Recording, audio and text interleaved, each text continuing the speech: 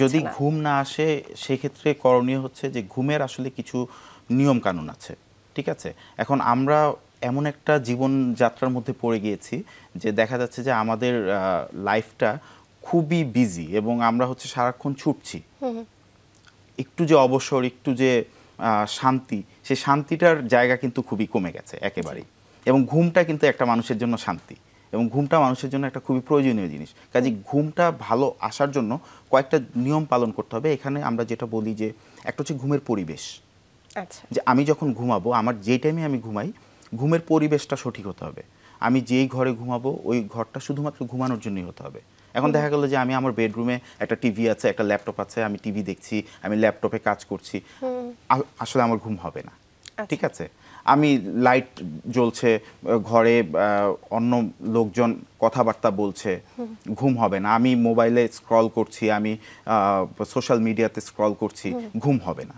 ঠিক আছে? কাজে এখানে পরিবেশটা অত্যন্ত জরুরি, এবং যেই বিছানাতে ঘুমাবো বিছানাটা অবশ্যই পরিষ্কার পরিচ্ছন্ন এবং খুব নিট অ্যান্ড ক্লিন হতে হবে।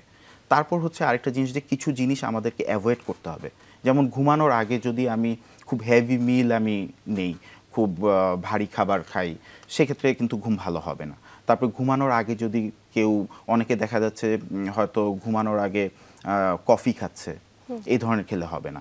অনেকে ভাবে যে ঘুমানোর আগে এক্সারসাইজ করলে বোধহয় ঘুম ভালো হবে, এটাও একটা ভুল ধারণা। ঘুমের আগে এক্সারসাইজ করা যাবে না। তো আপনি বলছিলেন যে অনেকেরই কিন্তু অভ্যাস আছে রাতে চা কফি খাবার, বিশেষ করে যারা স্টুডেন্ট রয়েছে, যাদের পরীক্ষার সামনে রয়েছে, তারা কিন্তু আগের রাতে খুব রাত জেগে পড়াশোনা করেন, কফি বা চা জাতীয় যে খাবারগুলো রয়েছে তারা অনেক বেশি সেটা পান করে থাকেন। তো তাদেরও কিন্তু প্রপার ঘুম হয় না, এবং ফলস্বরূপ অনেকের পরীক্ষার ক্ষেত্রে কিন্তু পরীক্ষা ভালো হয় না। তো আমি একটু জানতে চাচ্ছি যে তাদের জন্য আপনার কি পরামর্শ থাকবে? তাদের জন্য আসলে এই ধরনের স্টুডেন্ট যারা আছে, তাদের জন্য আমার একটা পরামর্শ থাকবে হচ্ছে তারা একটা রুটিন মেনটেন করবে। যে আমি সারা মাস পড়লাম না, পরীক্ষার আগের রাত্রে পড়ে পাস করব, বা পরীক্ষার আগের রাত্রে পড়ে আমার খুব ভালো রেজাল্ট হবে, এই ধারণাটা ভুল। এটা হতে পারে, হ্যাঁ, যদি একজন খুব সুপার জিনিয়াস হয় তাদের ক্ষেত্রে হতে পারে, কিন্তু এভারেজ স্টুডেন্ট যারা, বা আমাদের মতো নর্মাল স্টুডেন্ট যারা, আমাদের জন্য উচিত হচ্ছে যে আমার পড়ালেখার যে রুটিনটা সেটা নিয়মিত ফলো করা, দিনের কাজ দিনে করে ফেলা, আমার ক্লাস ওয়ার্কগুলো নিয়মিত করে ফেলা, হোমওয়ার্কগুলো নিয়মিত করে ফেলা, যাতে পরীক্ষার আগের রাতে বা পরীক্ষার ইমিডিয়েট আগে যেন আমার উপর কোনো চাপ না পড়ে। পরীক্ষার আগে যখন চাপ পড়ে তখনই দেখা যায় যে আমরা নাওয়া খাওয়া ভুলে বই নিয়ে বসে পড়ি, এবং পরবর্তী যেটা হয় যে ঘুমটা ভালো হয় না।